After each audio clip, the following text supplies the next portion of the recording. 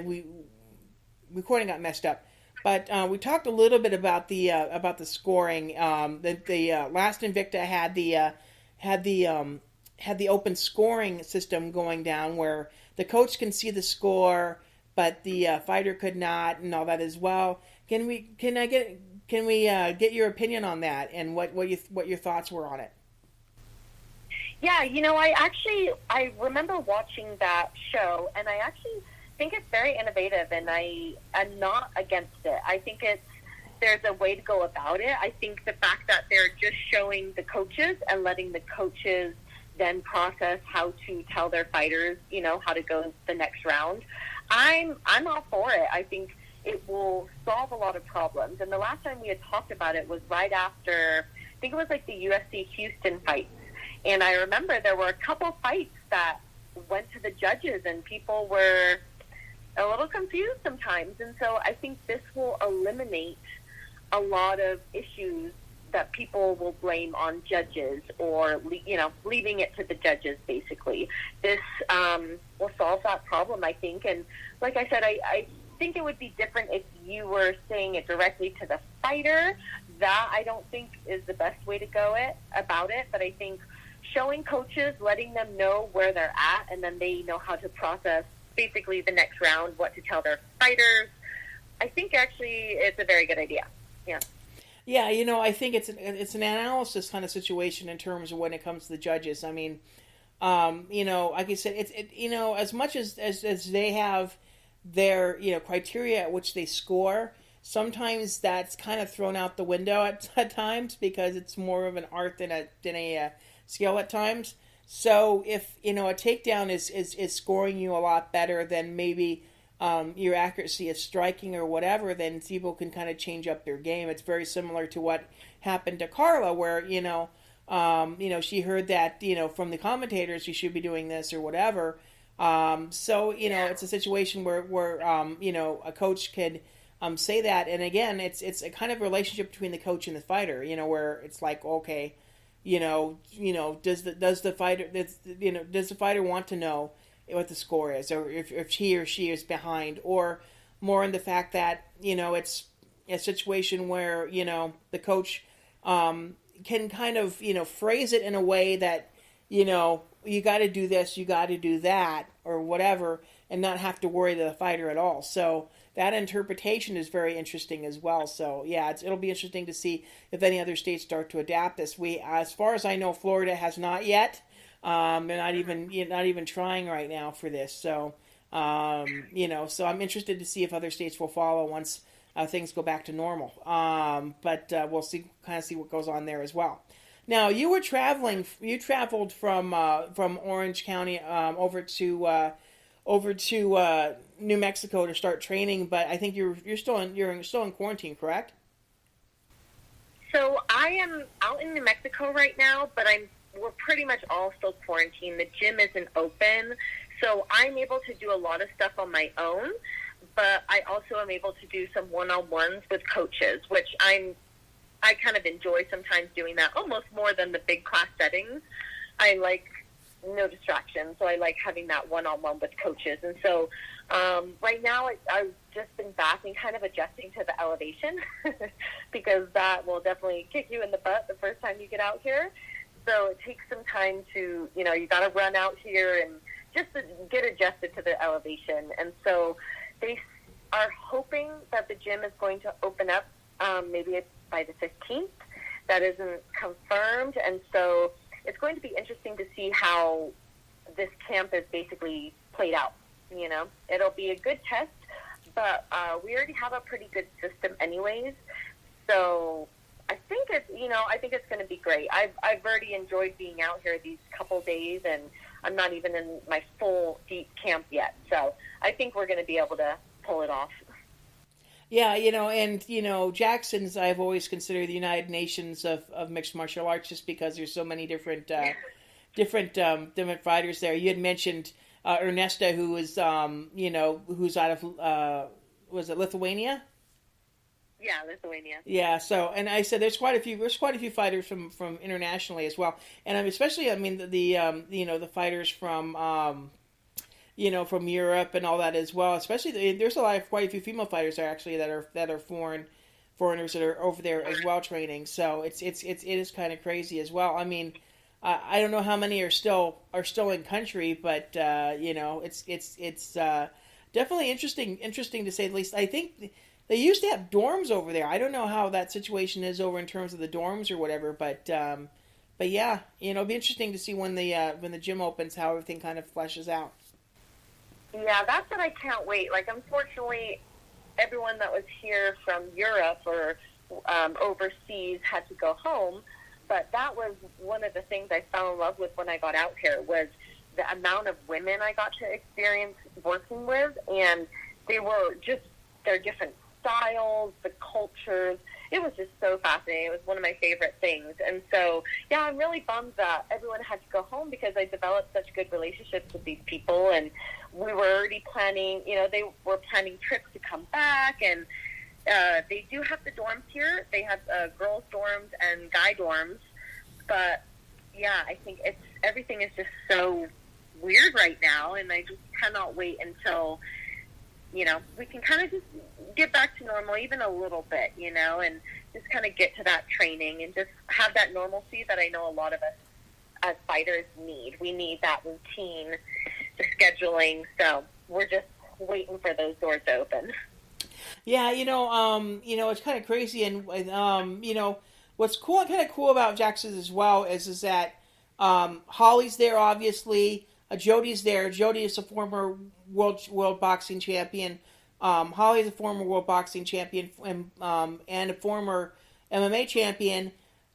Your goal is actually to win a world championship in boxing and in mixed martial arts as well. I mean, how's that for you to be able to train with some world class boxers and MMA fighters that have actually made the crossover very very easily?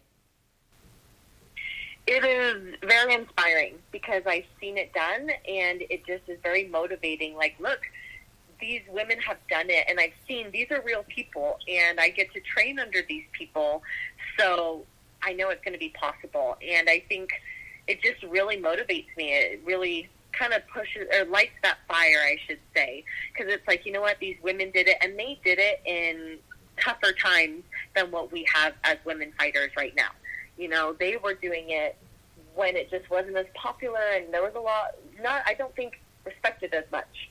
Now I think as fighters, we're getting a lot more respect that we've never gotten before. And I think because they're realizing, we are actual martial artists, and we know what we're doing. We're not just going out there and catfighting and scrapping, Some of us actually really know what we're doing. We put on a good show, and it's a beautiful performance to see because it's an art. And so to pull it off so well, that like some of these women do, and then to be able to see it firsthand, I'm very great. That was one of the things I'm very grateful to experience out here. Yeah, in terms of the boxing realm, I think things are starting to pick up a little bit better than what they were. I think in maybe 5 or 6 years ago. I think part of that deals with just the Olympics and the ability of having women's boxing in the Olympics, and they ended up turning out quite a few stars, on their own. Katie Taylor, Clarissa Shields, and all that as well. So we're seeing boxing starting to catch up in terms of popularity from their male counterparts. Kind of like how the women's divisions here in mixed martial arts are actually doing that as well. So hopefully Invicta within the next year or so. I know they got delayed again, but Invicta is really wanting to do this boxing promotion. So hopefully at some point you can maybe cross over and do some boxing for them as well. So it'll be interesting to see kind of where everything kind of, like I said, heads. Once everything kind of gets going again, so it's kind of crazy to say the least, as well. I mean, and just to say that you've trained with some of the most talented women, in the sport. I mean, you came from training with Liz Carmouche, who was one of the top flyweights in the world, to going over to Jackson-Wink, where you have world champions out of there. I mean, it's just crazy to think that you've had so many great mentors over the years. And even going back, people don't know, I Cyborg Chris Cyborg actually did a pink belt fitness program for women, and she promoted it a lot. I just don't know if a lot of people were able to hear about it, but it was based in Huntington Beach, and basically the first year I was up in Orange County, I got to do that, and so my first MMA fight was actually on a card that she had co-promoted, and so like I said, when I think about all these women, it blows my mind. Like, yeah, I've literally been in the room and been able to talk to these women and learn from them. And it motivates me so much to be in their shoes. It's like I want to be there and coaching these new younger girls coming up, similar to those girls that they said that in your documentary. We get so much out of the next generation and helping that next generation that would be really cool to do. I'm very grateful that I got that from those women, and it'll be nice to be able to pass it on one day as well. Yeah, I mean, it's great to say the least. And like I said, hopefully we'll get that fight going on in July as well. And, I think hopefully we get back to at least somewhat normality in terms of fighting. I know a lot of people are kind of anxious that they, wanting to get back into the cage after somewhat of an absence. And I mean, I think the break's obviously I think a good thing, because there's always nagging injuries or certain things that you need to take care of or whatever, and then you get so much involved into training and even outside of a fight camp that you sometimes just ignore it. So I think a lot of people might be a little bit healthier coming out of this as well. So hopefully things will kind of pass, and hopefully actually we'll get to somewhat of a normalcy coming up in the next couple months as well. Hopefully by July. So. Anything else you want to add? I think it's just really cool what you do, being able to interview all these people. I love doing podcasts because it's just showing people we as fighters are not just like the chickens going in there. We're not cockfighting, we are actual people going in there. We have lives, we have people we care about, we have emotions. And so doing these interviews, doing the documentary that you did, I think that's really cool to show that with us. And I think it's great that you support us fighters, especially the ones coming up, because, we're trying so hard. This is a dog-eat-dog world, and it's who you know, and I think just making these connections is really important with people. So thank you for, having me on the show and all this. And, yeah, I appreciate you, and I appreciate my sponsors and everyone that's been so supportive of me and my career through this, my family, my teammates, all of that. So, yeah, thank you for that, for sure. Yeah, I appreciate that in terms of, just doing this for so long. I mean, I think a lot of people, if you make it to the UFC, then you're going to obviously get a lot more press from some of the mainstream MMA press. But, I think some of these, I think this time in particular is a great time for, for people to start, telling some of the stories and some of the people that are going to be the stars that are going to be the next generation of who the UFC is going to have, or Invicta is going to have, and all that as well. So, I always encourage the MMA journalists. Well, although there's no cards going on, or not very many cards going on at the moment, this is a great opportunity for you to kind of talk to fighters and get to know them a little bit better, and and promote them a little bit more. So, I highly encourage any reporters or podcasters to start kind of digging in that way, and that's kind of what I've been doing the past couple of weeks. So I really hope that more people do that as well. People can follow on social media as well. You're mainly on Instagram, but tell me your social media accounts. I'm very heavy on Instagram, which is at Talie, Talie, period, Payne, Pain, and it's Talie Payne on Facebook as well. Just follow my journey and going through this camp right now and kind of preparing for my first pro debut. It's going to be awesome. So I'm excited about it and happy to take everyone along for the ride. It's going to be fun. Yeah, I know Invicta's planning on getting some fights out here on the Apex. So hopefully, maybe if you get signed to Invicta or someone like that, maybe we'll catch up in person once hopefully if you get to fight out here in Vegas. So Really look forward to seeing your pro debut in July. Fingers are crossed that that's still going to go through, and Yep. definitely we'll talk to you